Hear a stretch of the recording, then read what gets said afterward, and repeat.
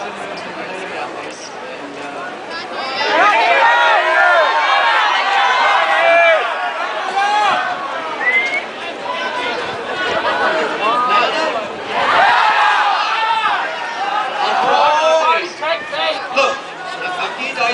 thought I was all by myself, completely screwed to the wall by a system that I tried to compromise with. Turn it off! And I got to the stage where I couldn't go on any longer. I can't do it anymore. I have to stand back here. A few days ago I thought I was by myself and screwed to the wall by a system that just wouldn't bend at all. And it got to the stage where we can't keep the tote open. I can't keep the tote open under the high-risk conditions, and I can't keep it under fighting liquor licensing at BCAT. I'm broke. So forget the tote. The tote is gone, but this is this point in the sand where we go, it's not going to happen to every other good live music venue in Melbourne. Damn right.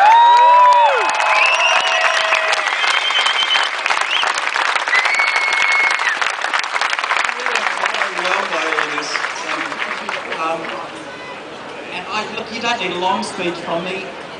We've got to protect something that's incredibly important, and we've got some energy, and it's energy that I don't think anyone realised the anger of the dog that's been kicked a few too many times, and it's now going to bite some people in the butt, which is great. I don't know what else speak. One thing I would like to say, the Collingwood cops have always been a friend of the tote. And they organise for the streets to be cleaned up, to be cordoned off. They are not our enemies at all. So please.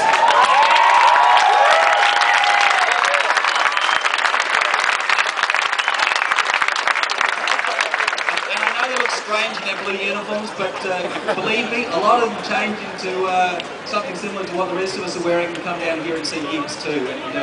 And I've got to thank them for what they've done today, which was, we'll make this a win-win situation. We'll make it so you can have a demonstration and it'll be well run and it'll be safe, because I was so scared that it was going to be something quite different.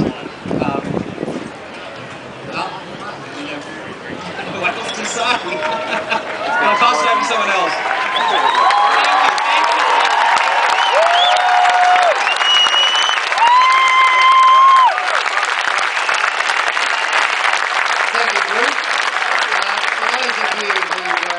My name is Rod Quantock. It's fantastic to see 20,000 people here. Remember that number? When you're old and grey, tell people you were one of the 20,000 who came to save the tote. And I've got to say, I've been to a lot of demonstrations in my life, but none of them have ever chanted Bruce. So, let's hear it again. 1, 2, 3.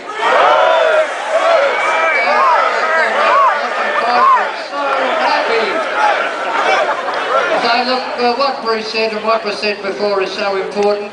Melbourne is the home of live music. I know many of you have come and seen my band over the years. And what a great band it was too, the Dead Foot. And we began here 48 years ago. In those days it was a kindergarten. But we played loud and we played hard. And that's what people have done here over the years. And it's been a peaceful pub. There's never been any trouble at the Tote. And you'd be quite happy to send your children and your grandchildren here, because it was a great place to hear the bands of tomorrow in a safe and secure atmosphere. So, as Bruce said, this may be the end of the Tote for reasons that are personal to him, but we can't let this happen to other venues around Melbourne. Live music venues are dying all over the country, so don't make this a demonstration where you remember that you drank for the first and last time in the middle of Wellington Street. There's more to it than that. So get back on Facebook, get back on Twitter, and make the government feel your wrath. And I'm going to introduce to you now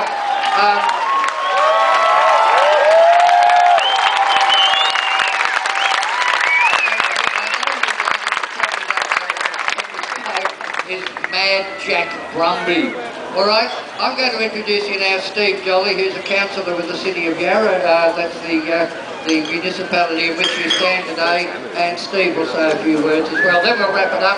But thank you for hanging around for so long, and please welcome Steve Jolly.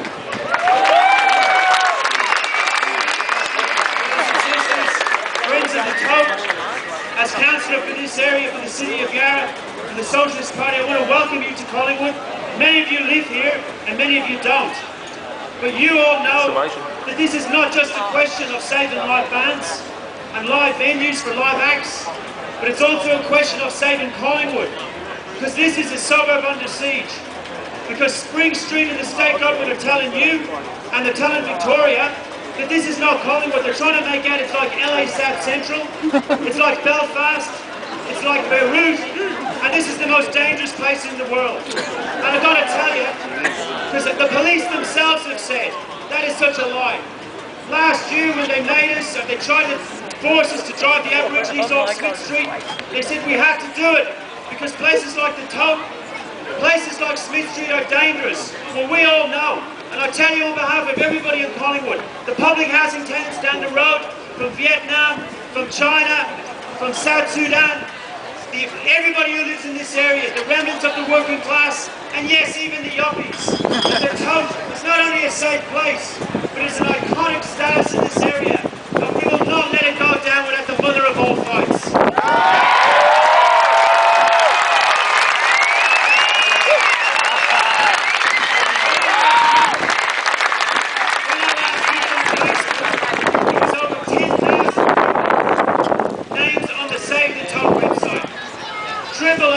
Pics, what a legend on Friday.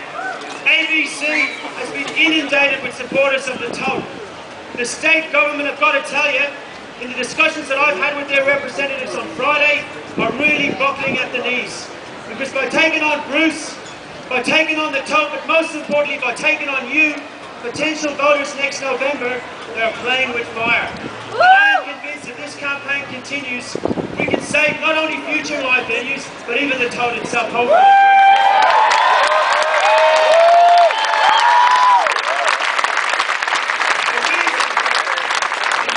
The reason that they've brought in these laws that are squeezing the balls of the Tote and other live band venues in this city and in this state is that they want to be seen to the white-red suburbs of the eastern suburbs of the outer parts of Victoria to be tough on law and order.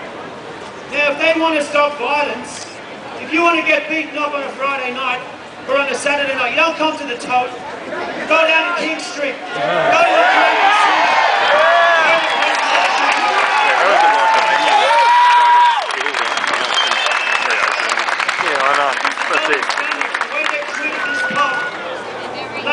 late last year, they've given an extra 150 tables, so-called gaming tables, to the Tote. To the Crown Casino, I should say.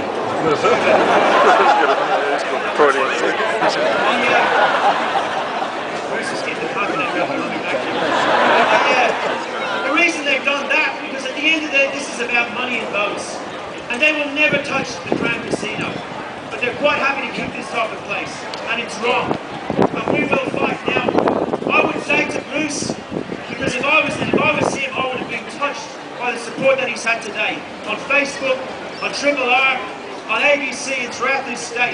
It's touched the nerve because it's much bigger than just this pub. It's about entertainment for young people, cheap entertainment. It's about live music. It's about building the next generation of musicians for the music scene in this city and indeed in this country. And I believe, on the basis of discussions that I've had on Friday with the state government, that if we can sit down this week with them, with this or a future owner of the Tote, I think